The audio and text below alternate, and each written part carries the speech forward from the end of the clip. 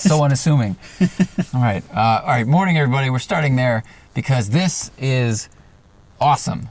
If you didn't see the center card, well, I don't know how you'd get here without seeing the center card, but we're all very excited about what this is. You've seen the title. So this is Steven. Steven, thank you very much for emailing me short notice driving up here. No, of course. Because you brought a wolf in wolf's clothing? I don't even know what to call this thing. 2JZ 94 Mustang GT. And that's not the icing on the cake, of course, is that you've got it bar legal certified. So 100% legal to drive in California, right? Mm-hmm. Doesn't matter if CHP pulls you over, like you've done this completely legitimately, which is very rare when it comes to engine swaps. I think this is probably one of the only non-Lexus Toyotas that actually has a legalized 2J in it. I completely believe you. I mean, there's plenty of 240s out there, like track cars and stuff that swap this engine for obvious reasons. We all know how good the power is and the reliability of the 2J, but to do it where it's fully legal, all the emission stuff is there, I mean, that's impressive. Yeah. So just give everybody the rundown of what this has, engine, suspension, all that stuff. Okay, so it has a 2JZ USDM with a V160 6-speed transmission, and it has Maxim Motorsports K-member with control arms, 03 Cobra rear IRS, and all the bushings replaced, and it just has a few bolt-ons on the 2J. So roughly it's pretty stock still in terms of the motor. Right. But it's still like, you said it's like 350 horsepower. Yeah. And it's still 130 up from, stock these came with 215. 215. But you modified it for a bit, right? I had a head cam intake before, and it was about 310 to the wheel. Okay. All right. So, but that one blew up and kind of went down the rabbit hole. And you didn't go down the rabbit hole. Like, you were a rabbit, and then you were like, hey, what are the foxes doing? Like, I'm going to go that way. Yeah. I don't know. This is like a foreign exchange program, I feel like. Like, all the 240s are housing the American LS students, and then you are housing the 2JZ student from Japan, which it's awesome, though. It's so great that there's this kind of engine sharing happening. And all right, so we're gonna start driving because I know the internet's upset already. And then I want to talk to you about how you did it, why you did it. For the seat is all the way forward, and the sliders, whatever, they're 20 years, 30 years old. So this is the driving position I live in, everybody. Before anyone gets upset and says how you're not sitting correctly. Wow, the clutch engagement is very early. Yes. I guess I'll go this way because the tunnel is this way. There's not. This is kind of a twisty road. Actually, that's all right. This isn't a 700 horsepower Supra. Okay.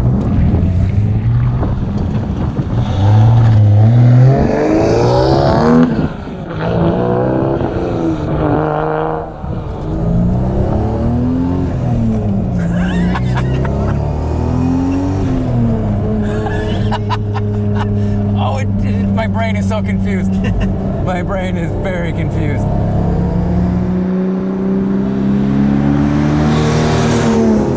Oh my God, there's so much that's great about this. Yeah, this is my track toy, and I just enjoy getting a kick out of it all the time. Oh, I bet.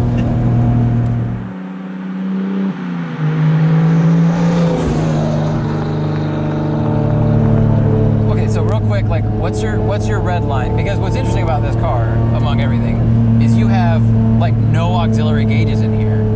Yeah, no, it's all factory gauges. So red line would be about 6,800.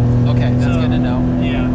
Because I think right now, like, this road is kind of a top of third or really early in fourth gear kind of road, and that's not great. But if we can rev it at 65, that helps a ton. No problem. 65. Because the stock motor, like, it made peak power like 4,500. I mean, it was like a truck. It's like a diesel engine. And the red line right here is indicated about 59, 58. This is so weird. And this is like when there's those weird, I can't remember what the chemical is, but like they put it in your mouth and then you eat something salty and it tastes sweet. Or sweet and it tastes salty. This is so strange. It sounds so cool. All right, heel towing is a little hard just because of stock pedal position. I have to reach a little bit to the shifter, as you know. But what's so weird about this is when I showed up, I was expecting like total motorsport interior based on your email to me. It's like, hey, I 2JZ swapped a Mustang, and it's a track car. I was like, oh, it's gonna have, you know, buckets, like aggressive seat, you know, long, like Momo steering wheel mounted on a long column. Nope, this is the most stock 94 GT interior ever. Yeah, that's still in the cards in the future. Oh, I don't doubt it. Yeah. Progression with the vehicle. Well, so why did you build this, and how long has it been since you got the idea?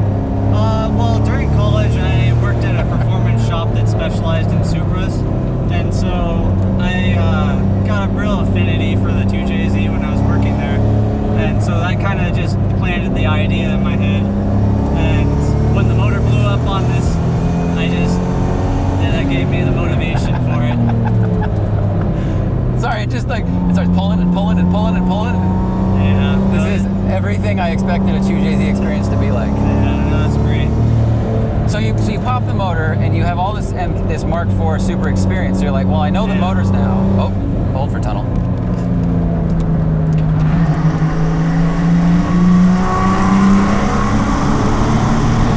Wow. I don't think I've ever driven a 2JZ car before. Yeah. I think I rode in one in New Zealand, but they sound much better in the car than outside. Like, they sound cool outside, but I feel like the exterior is missing. It's a whole auditory experience with it. It really is. There's a lot more like layers to the sound when you're in the car. You have the turbo spooling up. You have the exhaust roaring. There's like a pulse to it that I didn't notice when doing drive-bys and stuff.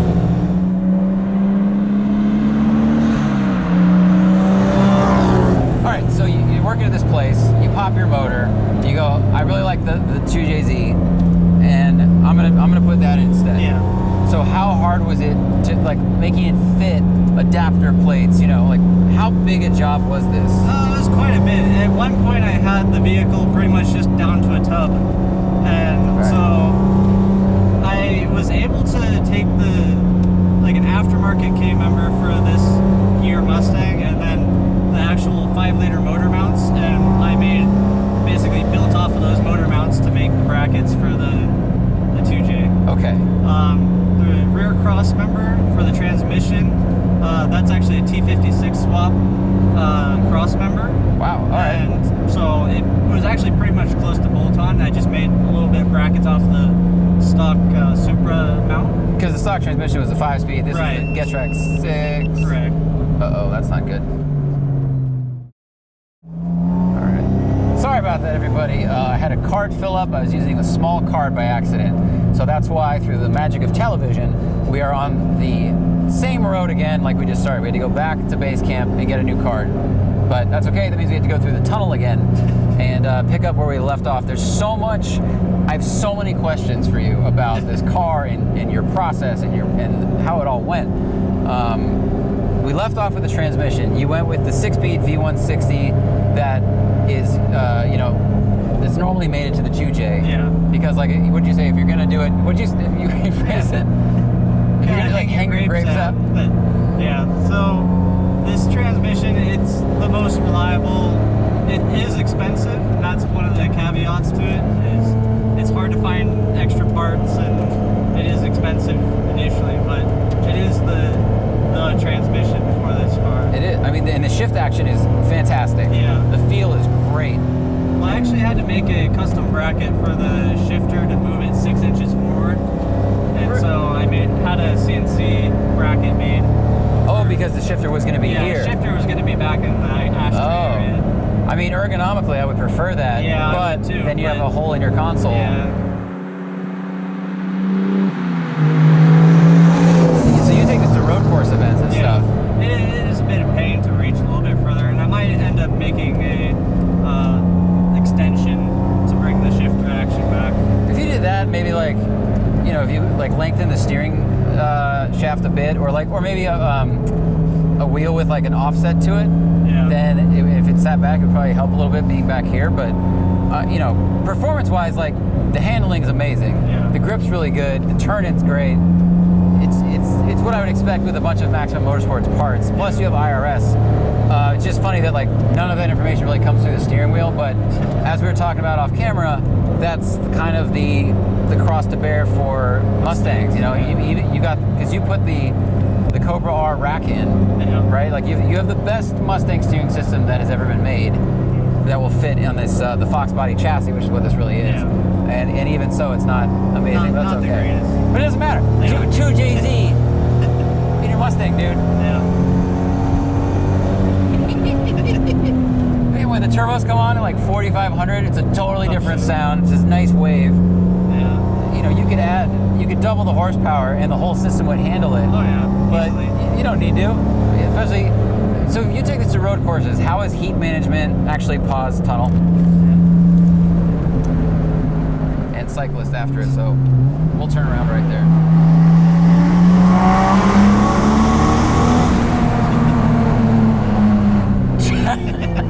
Do you just do that all the time and just smile and you're like, man, I can't help it. I have built something so crazy. Those are where people do donuts. What did I ask you before my brain went blank and I just heard magic come through my ears? Track events. So how is heat management? How's reliability? It's been pretty rock solid for me. I've done quite a few track days this year and it's been pretty good. I have a ducted hood vent that I've done, and I've ducted the front intercooler. I saw that. Hopefully the shot or capture that. I'll cut to it now. You kind of like, it's just it's aluminum sheet metal around it to like guide all the air to the intercooler, so you don't lose any of it. And then the heat extraction on the top, which helps the flow, right? Rip it.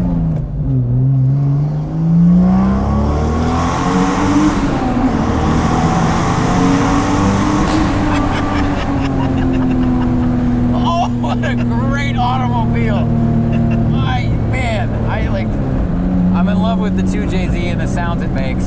I've never driven one, but man, it's just what I hoped it would be and more. And then the fact that you walk up to this thing and it looks like a kind of aggressive, worn-out Mustang. Yeah. Underneath though is like brand new parts, all the right parts. Yeah. You've really done it correctly with IRS. You know, the K member, like everything's braced right. I mean, dude, there's no lean happening in this corner. And yet it doesn't feel like it's so rigid we're gonna like skip across a rock and fly to the wall. Yeah, I had to find a real balance with the spring rates that I chose. Get it so that the rear end wasn't super unsettled too. I mean, you know, this is a very smooth road, so it's kind of hard to judge, but like, I mean, it feels incredibly stable and very even. What tire do you have? 275? 275 RSRRs. Okay. You got great tires, nice width, not too crazy. So it probably doesn't tramline too much on the highway, right? Yeah, it's not too bad. I had 315s before, but not in the front. But yeah, it started to pull into the ruts. This is hilarious. This is so funny.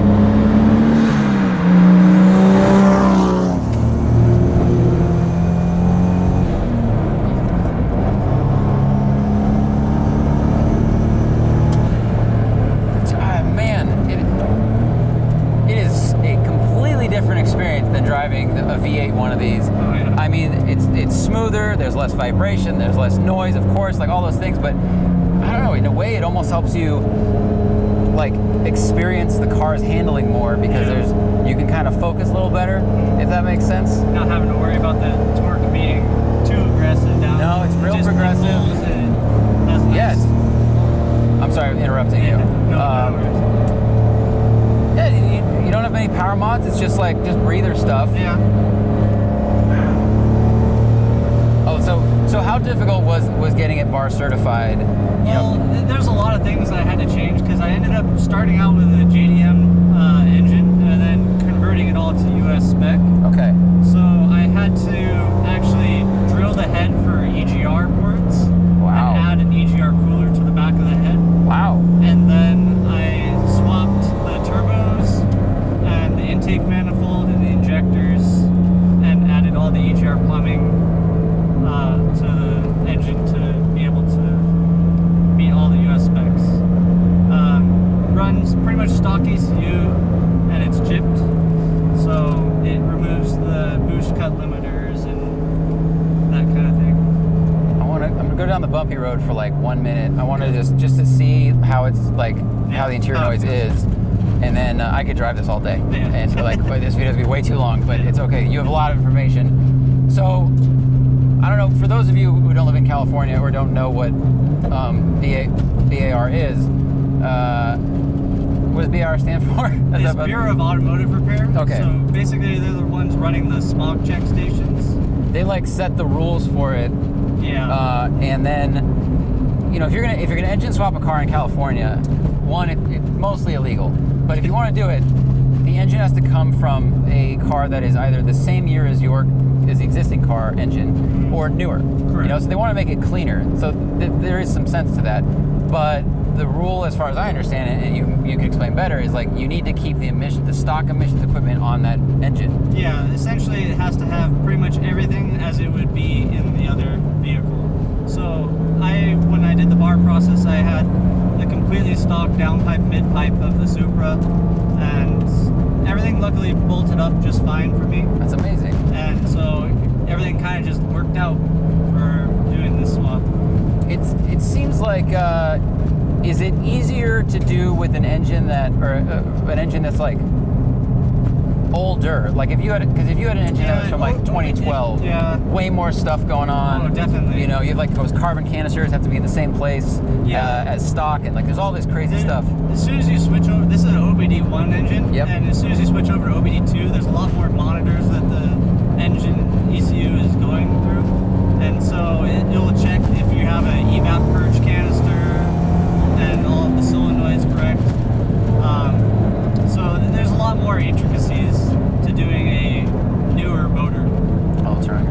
And I think there's a great thread, which is where I learned a little bit about the BAR process. A guy that worked for a magazine, I can't remember if it was like Modified Mag. It was like a tuner magazine, but he had a 240SX, and he's going to try to put an E-Rod V8 in it. Right. And I know Carlos Lago did it too. This guy was putting an LS engine in, and it's a really detailed thread, really good job, and he got 99% of the way there, including having to locate the evap canister in the back, like all these measurements. But he had to put on the stock manifold, which fit, and then he had to like shorten one exhaust pipe a little bit, and was so nervous that would throw, kick it out, right? Because the car was shorter than the car the engine came out of. I mean, that's a hard thing. Good on that. It's really cool. Oh, I'm in first, that's why. Fuck, the dog leg I just drove broke my brain. All right, second.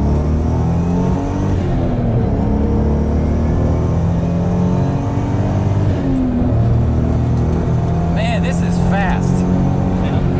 It's not poop your pants fast, but it's really nice. Yeah, it's nice to have on the road course. It's just enough to have a lot of fun. Yes, I believe that. It seems like you get on the power kind of early. It's not, we're not roasting the tires in the back, so you don't have to be afraid of it. Yeah. It's real progressive, and I bet it confuses all kinds of people. So what do people say at like car meets and track days when you show up and they hear it and they go, huh? Well, a lot of times when they hear it, it sounds kind of V8-ish when I'm pulling into places, so it's not too suspicious.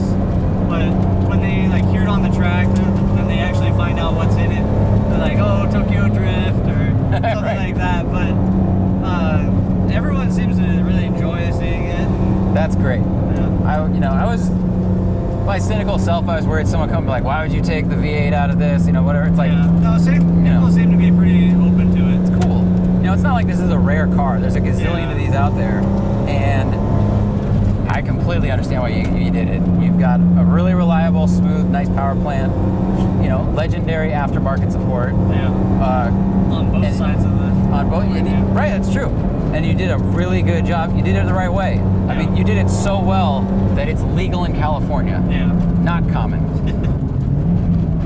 I think a steering wheel, that's recessed would be nice. A seat, and one day, like you could do a pedal box to make the pedals more even. But when you're braking hard, the heel toe actually isn't as bad as I thought it would be. Stock Mustangs, the heel toe is absolutely terrible. That's true. They made the throttle cable so it brings the throttle pedal up a little bit higher than the factory Ford one. Ford one, it was almost way low. Yeah, you have to be like full panic braking to even kind of heel toe. Yeah. Man, this is this is really cool and well done. Nothing about the engine or anything else feels off or strange or like, hey, what was that hiccup? Like, it all runs great. You enjoyed it. What are your power steering might be a little hot. I can't remember what I was gonna ask you. What are your plans for this thing?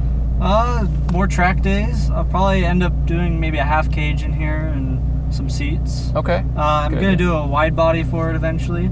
So I already have the front set up for that. So I'm just gonna you said do some paint and body work. You said you can't find a rear wide body, so you might have to make your own. Yeah, I might have to make my own. You're very much a make your own kind of person, which is cool. Everything has been done in my backyard. And that's amazing. It's really impressive. You worked at a super shop that supported Frederick Osbo's cars, which is, if you don't know him, like FD champion 2 years in a row, maybe, or two out of the last 4 years.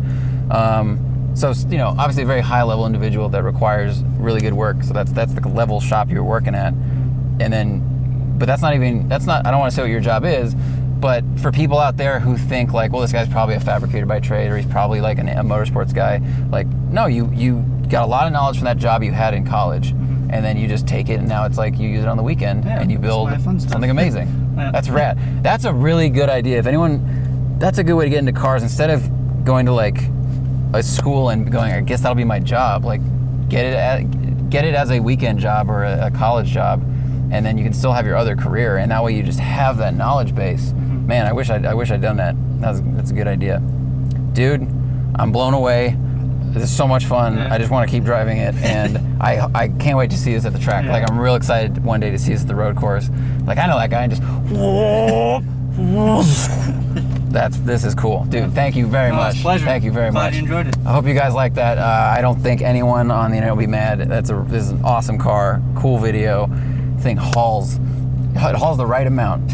All right, I'll end it before I get long-winded about this thing any further, but check out our podcast, please. Also look at the Blip Shift merch store we have. We partner with them. New t-shirts every month. Super soft fabric, cool designs, all that stuff. Go to either thesmokingtire.com or blipshift.com/TST and check out what shirt we have of the month.